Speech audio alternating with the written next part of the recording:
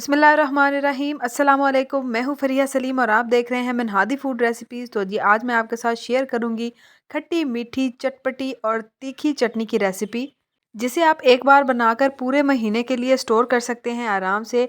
Fruit चाट, चना चाट, दही बड़े, बारबेक्यू और हर तरह के स्नैक्स के साथ जो है ना वो इसको आप यूज़ कर सकते हैं। तो चलिए फटाफट से आज की रेसिपी स्टार्ट करते हैं। सबसे पहले यहाँ पर मैंने 200 ग्राम इमली ली है और यहाँ पर हम इसको भिगो कर रखेंगे ताकि ये सॉफ्ट हो जाए और हम इससे आराम से पल्प निकाल सकें। यहाँ पर मैं ऐड करूँगी गर्मा गर्म उबलता हुआ पानी, जो कि 2 कप पानी में ऐड करूँगी। मज़ीद आगे जाके मैं आपको बताऊँगी कि कितनी इमली होगी और उसमें आपने कितना पानी ऐड करना है, ताकि आपको जो है वो चटनी की परफेक्ट कंसिस्टेंसी मिल सके। 2 कप पानी के इसमें ऐड करेंगे और इसको कवर करके आधे घंटे के लिए रखेंगे ताकि अच्छी तरह से सॉफ्ट हो जाए। आधे घंटे के बाद मिलते हैं दोबारा। आधे घंटे के बाद जनाब देखिए यहाँ पर इमली जो है वो अच्छी तरह से सॉफ़्ट हो चुकी है। एक दफ़ा मैं आपको दिखा दूँ कि ये किस तरह से बिल्कुल सॉफ़्ट हो गई है। अब हम आराम से इसका जो है वो पल्प निकाल सकते हैं। तो अच्छी तरह से साफ़-सुथरे धुले हुए हाथों से आपने इसको अच्छी तरह से मसलना है और इसका जो गूदा है वो सारा आपने गुठलियों से अलग कर देना है। और उसके बाद आपने क्या करना है कि थोड़े से इस तरह गुठलियों को आपने हाथ में पकड़ना है और उसको अच्छी तरह से आपने प्रेस करके जितना भी पल्प है ना आपने कोशिश करनी है जितना आप ज़ोर लगा सकते हैं लगाएं और इसका सारा जो पल्प है ना इससे अलग कर दें। और गुठलियाँ भी जो है ना वो आप एक बर्तन में रखते जाएं। उसका क्या करना है वो भी मैं आपको बाद में बताऊंगी। तो इस तरह से थोड़े थोड़े अमाउंट के साथ आपने जो है ना वो सारी गुठलियाँ इसकी बाहर निकाल लेनी है, ताकि हमें जो है वो ज़बरदस्त सा पल्प जो है वो मिल जाए। अच्छा जी, गुठलियाँ आपको किसी बर्तन में डालने के लिए मैंने इसलिए बोला था क्योंकि अभी भी इनके ऊपर जो है ना वो इमली का गूदा कुछ मौजूद होता है, रह जाता है। तो हम क्या करेंगे, दोबारा से इसमें पानी डालेंगे थोड़ा सा और 1 कप आप इसमें पानी का ऐड कर लें। नॉर्मल टैप वाटर अब यूज़ कर लें। अब आपको खौलते हुए पानी को डालने की ज़रूरत नहीं है और अच्छी तरह से एक दफ़ा से फिर दोबारा इसको मसल लें आप, ताकि जो भी हमारा पल्प है ना वो ज़ाया ना हो और मैक्सिमम पल्प हमें मिल जाए। अच्छा जी, अब आपने जब अच्छी तरह से इसको मसल लेना है दोबारा से, फिर आपने इस तरह से गुठलियों को अपने हाथ में पकड़ना है और उसको एक दफ़ा प्रेस करना है। अब आप देखेंगे कि ये बिल्कुल जो है ना सिर्फ गुठलियाँ हैं और उनके ऊपर जो उसके कवर्स हैं ना वो हैं। पल्प जो है वो अच्छी तरह से रिमूव हो गया है। कवर्स हम यूज़ नहीं करेंगे क्योंकि बाद में वो हमें परेशान करते हैं। ठीक है, तो यहाँ पर एक मोटा स्ट्रेनर लिया है जिसमें मैं सारे पल्प को छान लूँगी, ताकि अगर इसमें कोई ऐसी चीज़ है जो इसमें नहीं होनी चाहिए तो वो छन जाए और हमें जो है वो बिल्कुल स्मूथ और ज़बरदस्त सा पल्प मिल जाए। तो किसी भी स्पैचुला की मदद से आप इसको प्रेस कर करके अच्छी तरह से निकाल लें, ताकि कोई भी पल्प हमारा ज़ाया ना हो।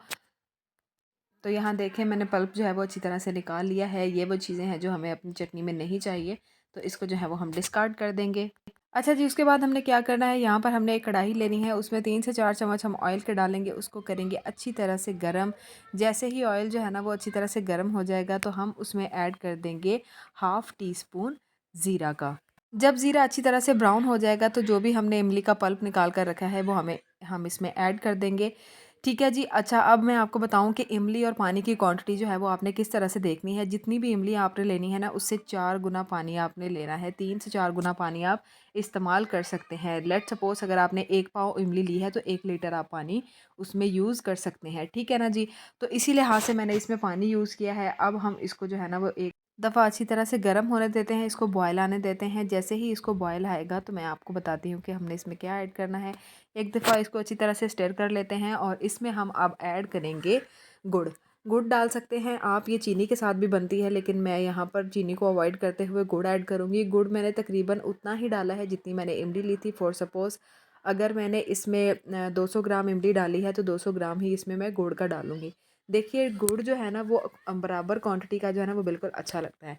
उसके बाद हम इसमें जो है ना वो हाफ़ टी स्पून लाल मिर्च ऐड करेंगे। 1 टीस्पून भर के इसमें ज़ीरे का ऐड किया है मैंने, जो कि रोस्ट करके मैंने ग्राइंड किया था। 1 टीस्पून के बराबर चिली फ्लेक्स ऐड किए हैं। 1 टीस्पून इसमें मैंने ऐड किया है काले नमक का। आपके पास अगर काला नमक नहीं है तो नॉर्मल भी यूज़ कर सकते हैं, जो हम वाइट सॉल्ट घर पे इस्तेमाल कर सकते हैं, लेकिन काले नमक का जो है ना वो बहुत ही अच्छा टेस्ट इसमें आता है। बाकी चिली फ्लेक्स जो है वो अभी हमने कुछ ऐड किए हैं, कुछ मिर्च जो है ना वो हम बाद में ऐड करेंगे। बाद में क्यों ऐड करेंगे वो भी मैं आपको बताऊँगी। अब इसको क्या करेंगे, हम मीडियम फ्लेम के ऊपर पकने के लिए हम छोड़ देंगे और बीच-बीच में आप 1 से 2 बार इसको स्टिर भी करेंगे। ठीक है, 20 मिनट हम इसको पकाएँगे तो उसके बाद जो है ना इसकी कंसिस्टेंसी इस तरह से कुछ हो जाएगी। गाढ़ी हो जाएगी और एक बहुत ही ज़बरदस्त इसकी खुशबू आने लग जाएगी। अच्छा, मैं दिखाती हूँ कि कितनी कंसिस्टेंसी जो है ना वो बिल्कुल परफेक्ट रहती है। तो ये देखिए, आप स्पैचुला को डिप करें और जब देखें आप इसको इस तरह से टेढ़ा करेंगे तो ये ठहर रही है स्पैचुला के ऊपर। अब मैं जो है वो चूल्हा ऑफ़ कर देती हूँ और इसको ठंडा होने के लिए रखती हूँ। जैसे ही ठंडी होगी तो ये मज़ीद थिक हो जाएगी और जो इसकी ओरिजिनल कंसिस्टेंसी है ना वो हमें नज़र आने लग जाएगी। तो चलिए जी, इसको ठंडा होने का वेट करते हैं। अच्छा जी, यहाँ पर आप देखें कि चटनी जो है वो बिल्कुल ठंडी हो गई है और इसकी कंसिस्टेंसी पहले से 3-4 गुना ज़्यादा थिक हो गई है और देखें कितनी ज़बरदस्त इसकी कंसिस्टेंसी है, बिल्कुल परफेक्ट वैसी जैसी किसी सॉस की होती है। लेकिन अगर आपको और भी ज़्यादा थिक चाहिए तो ऑब्वियसली आप फिर इसको जो है ना वो थोड़ा टाइम और पकाएंगे। अच्छा जी, मैंने आपको बताया था कि हम चिली फ्लेक्स लास्ट में भी ऐड करेंगे। तो यहाँ पर जो है ना वो मैं थोड़े से चिली फ्लेक्स अपने टेस्ट के लिहाज से आप चेक कर लेंगे एक दफ़ा, जितनी आपको और ज़रूरत है ना उतने चिली फ्लेक्स आप यहाँ पर ऐड करेंगे। लास्ट में चिली फ्लेक्स ऐड करने से क्या होता है कि ये जो चिली फ्लेक्स है ना इसमें मिक्स नहीं होते और अच्छा लुक देते हैं, लुक को इन्हेंस भी करते हैं और आपके स्पाइस को भी जो है ना वो कंप्लीट करते हैं। तो नमक हो या मिर्च हो, अगर आपके लिहाज से थोड़ी सी कम या ज़्यादा है, सॉरी ज़्यादा तो नहीं होगी, अगर कम है तो आप जो है वो उसको बैलेंस कर सकते हैं थोड़ा सा और ऐड करके। तो जी, इसको मैं बोल में शिफ्ट कर लेती हूँ और फिर मैं आपको इसका फ़ाइनल लुक दिखाती हूँ कि माशाल्लाह ये कितनी ज़बरदस्त तैयार हुई है। और तब तक अगर आप मेरे चैनल पर नए हैं और आपने चैनल सब्सक्राइब नहीं किया तो ये बहुत बुरी बात है।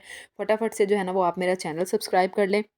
वीडियो को लाइक करें, शेयर करें ताकि हमारी हौसला अफजाई हो और हम इसी तरह की मज़ेदार रेसिपीज़ आपके साथ शेयर करते रहें। Do try this recipe and let me know in the comment box कि ये रेसिपी आपको कैसी लगी। मुझे दीजिए इजाज़त, अगली रेसिपी तक के लिए अल्लाह हाफ़िज़।